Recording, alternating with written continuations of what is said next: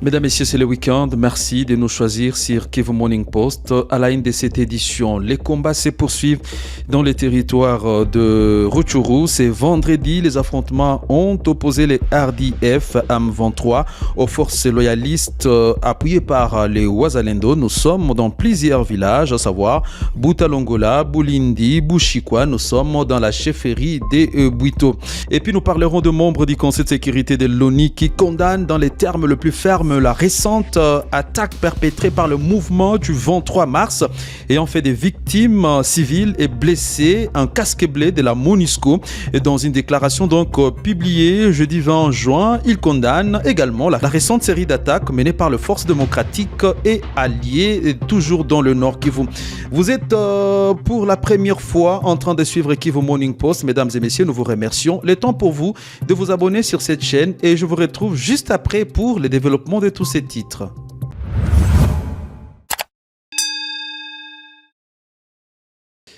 Des violents affrontements se sont poursuivis ce vendredi 21 juin 2024 entre le rebelle du M23 RDF et le force loyaliste appuyé par le groupe d'autodéfense dit Wazalendo sur plusieurs lignes de front dans le groupement Kanyabayonga, chefferie des Bwito, territoire de Rutshuru. Nous sommes au Nord Kivu. Selon Egide Bagouma, responsable du conseil local de la jeunesse dans le groupement, ces hostilités sont à nouveau signalées au niveau des Butalongola, Bulindi, Bushikwa et dans d'autres zones situées le long du parc national de Virunga. Ces cadres de jeunes indiquent que des armes lourdes se font attendre dans cette partie du territoire de Rutshuru, non loin de la commune rurale de Kanyabayonga. Quelques bombes ratent leur cible, tombent parfois dans certains villages environnants et le bilan n'est pas encore connu, sauf un bombardement qui a blessé plus de 4 personnes. Nous sommes dans cette entité. Malgré ces affrontements récurrents dans le village du groupement Kanyabayonga, certaines activités se poursuivent dans le centre de Kanyabayonga où les éléments de FARDC et les Wazalendo constituent encore un grand obstacle pour les terroristes. Rappelons que dans les premières heures de la matinée de ce vendredi, certaines bombes des rebelles du M23 RDF ont fini leur course dans la parcelle du chef du groupement, causant des dégâts humains et matériels au quartier Bulindi, toujours à Kanyabayonga. Nous allons nous diriger dans le Lubero où malgré les attaques du M23 contre plusieurs villages dans les environs de cette entité, l'administrateur de cette région invite la population à la résistance. Alain Chiwewa assure que les forces armées de la République démocratique du Congo sont à pied d'œuvre pour bouter dehors cette menace que représentent les terroristes du M23. Alain Chiwewa. Le seul message que je pourrais lancer à cette population qui est meurtrie depuis très longtemps, d'être ferme, d'être serein, et toutes ces bombes lancées par l'ennemi qui est l'armée rwandaise, que cela ne nous fasse pas peur.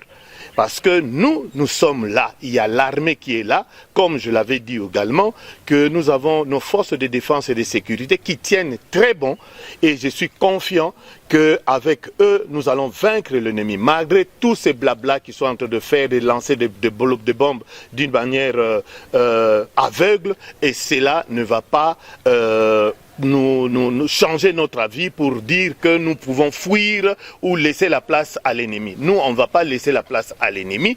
Nous sommes là, nous allons tenir ferme. Et d'ailleurs, c'est pourquoi même la présence de l'état de siège, c'est parce que nous voulons que ces pays, que personne ne puisse venir nous mater dans notre pays et nous déranger dans notre pays, parce que c'est notre pays et notre armée est là pour nous défendre et notre armée va nous défendre jusqu'au dernier sacrifice. Je l'ai dit au sommaire, le membre du Conseil de sécurité de l'ONU condamne dans les termes le plus fermes la récente série d'attaques perpétrées par le mouvement du 23 mars et en fait des victimes civiles et blessées, un casque bleu de la MONUSCO. Dans une déclaration publiée jeudi 20 juin, il condamne également la récente série d'attaques menées par le Force démocratique allié ADF ainsi que l'attaque contre les camps de déplacés internes à Mugunga. Nous sommes le 3 mai dernier. Suivons des explications sur cette condamnation avec Blaise Bassabossé. Ces attaques ont fait de nombreuses victimes civiles dans la province du Nord Kivu. Les membres du Conseil de sécurité expriment leur profonde préoccupation face à l'impact de ces attaques qui, selon eux, aggrave la sécurité et la stabilité précaire en République démocratique du Congo et dans la région et détériore davantage la situation humanitaire actuelle, en particulier pour les civils vivant dans les cités déplacées. Ces membres disent également profondément préoccupés par l'intensification des attaques qualifiées de systémiques des ADF et par l'offensive actuelle du M23 vers Kanyabayonga, qui a déplacé environ 350 000 personnes la semaine dernière et qui a entraîné la suspension des opérations de distribution de nourriture et des services hospitaliers. À ce sujet, les membres du Conseil de sécurité appellent tous les membres et les donateurs à accroître leur soutien en réaction au plan de réponse humanitaire 2024.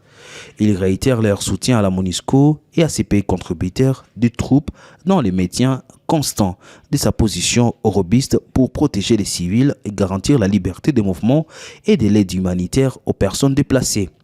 Le Conseil de sécurité exhorte également toutes les parties à respecter le droit international, à autoriser et à faciliter un accès humanitaire complet, sûr, rapide et sans entrave à tous les civils dont les besoins, en particulier les femmes et les enfants. Il appelle également toutes les parties à intensifier les dialogues diplomatiques en vue d'une digne escalade et d'une solution durable, pacifique et viable aux conflits plongés dans la région. Enfin, le membre du Conseil de sécurité condamne également toutes les attaques contre la MONUSCO ainsi que les menaces de pression qu'il juge inacceptables exercées par la M23 contre la mission onusienne en République démocratique du Congo. Et puis la nomination de Willy Manzi Ngarambe comme coordinateur en charge de la diaspora pour le compte du mouvement du 23 mars continue de susciter des vives réactions parmi les acteurs de la société civile congolaise.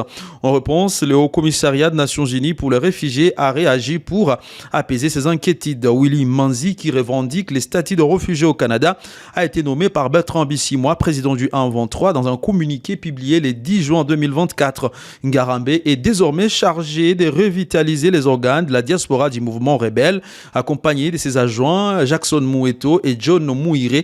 Cette nomination vise, selon Bisimwa, à renforcer l'efficacité du M23 et à structurer les actions de ces mouvements. Face à cette annonce, la société civile congolaise a exprimé ses craintes concernant la présence des réfugiés associés au M23 dans ces pays d'accueil comme le Canada. Il redoute que ces réfugiés puissent revenir en RDC pour poursuivre les conflits, compromettant ainsi la stabilité et la sécurité de la région. Je vous invite à suivre Pecos Lulihoshi. Tulisikia sana uchungu kuona kituo organizasio kabambi saa vile Haser ndio imekwisha kuwa njia ya watu kupitia muhasa, watu ambao walifanya makosa, watu ambao walifanya mambo ya kijangili na makosa sana ya katika nchi ya Kongo, ndio wanaanza pata njia kupitia muhaser ili wajikute wako Ulaya, ili waendelee kufanya mambo yao ya mambo yao ya kivita au ngambo ya nchi yetu ya Kongo. Lors d'une conférence de presse tenue ce vendredi 21 juin 2024, Nathalie Boussian, Senior Protection Officer et chef du bureau AI du HCR au niveau de la région, a déclaré que l'information est connue, mais le moment est à la vérification pour comprendre exactement ce qui s'est passé en Ouganda. Suivez. Ce qui concerne le HCR, c'est une information qu'on a également récemment entendue, qu'on est en train d'essayer de vérifier, de savoir ce qu'il en est, est-ce que c'est le cas ou pas. Donc la vérification est en cours. Une chose en tout cas qui est certaine, c'est que un réfugié, comme on a pu le dire, a des droits, mais un réfugié a également des obligations.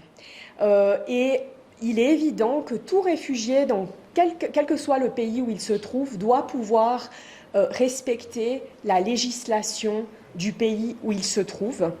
Ça, c'est un premier point. Et puis le deuxième point, il est évident que pour nous, en tant que HCR, toute assistance qui est fournie doit se faire dans un cadre humanitaire et vraiment pour permettre de protéger et d'assister les personnes et en aucun cas pour être utilisé à d'autres fins. Donc voilà, c'est un dossier pour lequel on essaye actuellement en collaboration avec nos collègues en Ouganda, de comprendre un petit peu plus ces allégations qui, pour le moment, à notre niveau, ne sont pas encore confirmées, vu qu'on cherche plus d'informations à cet égard. Et pour terminer, le gouverneur militaire de la province du Nord Kivu, le général Peter Chirimwami, vient d'interdire l'importation, la commercialisation, la vente et l'utilisation des emballages non biodégradables. Une mesure saluée par la population de Goma qui veut à tout prix voir le gouverneur mettre en place des mesures alternatives. Suivez ces reportages. Les emballages non biodégradables sont indissociables du quotidien des habitants de Goma. Ils sont partout. Sachets vendus dans le boutique et marchés qui finissent leurs courses après usage dans le ruelle de la ville et parfois dans les eaux du lac Kivu. Pourtant, le gouverneur militaire ne veut plus de ces objets. Malgré leur utilité, les dommages que ces outils causent à l'environnement sont incalculables.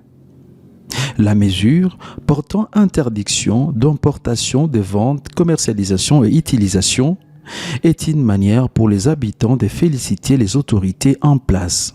Personnellement, mimi naona ni mesure ya bien juu itasaidia kupropriete. Kama unaona bien uchafu ya mingi na kwa na masashe ma plastiki. Sakana kante ile mesure deja itatuma vile na ngara davantage. Goma iko proche na niveau ya Kigali. Iko presque mwile niveau. Mais tukaendelea mwili rythme anakuya nayo tuweza fika. Avisé des conséquences de l'utilisation des emballages plastiques sur l'environnement, Nadège s'est reconvertie.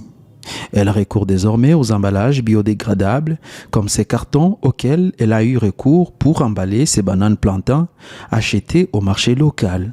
Mimi naona kama ile ni bonne idée kwa sababu masashe inakiakia haribisha mazingira na ni uchafu. Mimi namfelicite sana vraiment kwa ile wazo ambayo ameleta kwa wakaaji wa Goma. Les commerçants de leur côté sont prêts à se plier à la mesure de l'autorité provinciale. Toutefois, ils s'interrogent sur les mesures d'accompagnement mises en place pour combler les vides causés par cette interdiction. Papa gouverneur tunamwambia vile naona atoshe ile masashe. Nafanya mwaya yote atutengenezee vingine vyenye tutatumikisha. Na haiko kusema mwezi kesho ndio wanaweza itoshe juu kutakuwa kuko bebako na stock. Banapashwa tayarisha kwanza watu wanawaambia kukwe mwezi fulani miezi ngapi tusione tena masashe. Kusudi mwaiko na ile stock yake aiuzishe ishe. Ayuwe isturu ingine ataleta kubingine bibasha tayarisha haitakuwa tena masashe. Asante. Kulikuwa etape za mingi zenye angeanzia hako. Sawa vile ya kufanya preparatife ya nini yenye itaramplace zile masashe. Ndiyo zinatuletea buchafu, me zinatusaidia. Ujimagine sahi akatale tustumikishe sashe, kisha mtu aende uza kitu, akose atakibeba aye. Bange tutilia hata hii masashe masisteme ya maizaji nike sangizi Rwanda zinakuwaka ile ambalage carton. Njo banakatala, mekukatala masashe na hakuna kengine kia ametia, misione ataka amedeside bya maana. La pollution par les emballages non biodégradables est reconnue comme l'une des plus polluantes et des plus dangereuses. Elle suit les lacs, menace l'environnement et finit par entrer dans la chaîne alimentaire sous forme de microplastiques. La plupart des villes africaines s'enlisent dans les déchets plastiques. Les sacs sont emportés partout par le vent et finissent sur les arbres, les routes, les rivières, les lacs, dans les égouts et sur les plages. Et très chers internautes, c'est par ici que se clôture notre livraison des informations pour cette semaine. Merci de l'avoir suivi. Avec tout le plaisir, je vous retrouve la semaine prochaine.